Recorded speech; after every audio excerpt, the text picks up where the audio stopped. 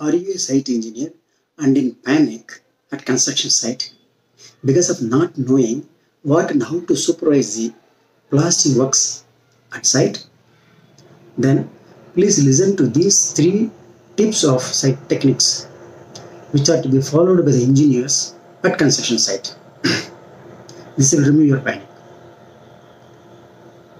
Most importantly, please be aware of the following probable problems and quality deficiency in the construction works that may happen in case of non-carrying out of the site techniques. Tip number 1.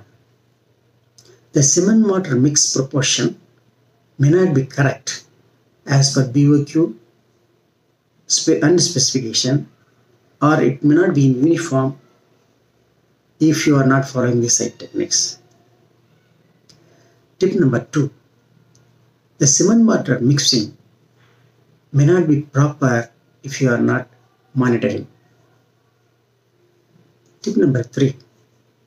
The plastering work may have cracks, may have variant thickness, may have undulations, may not be in vertical, may not be in smooth finish, may look very ugly at corners. Thanks for listening.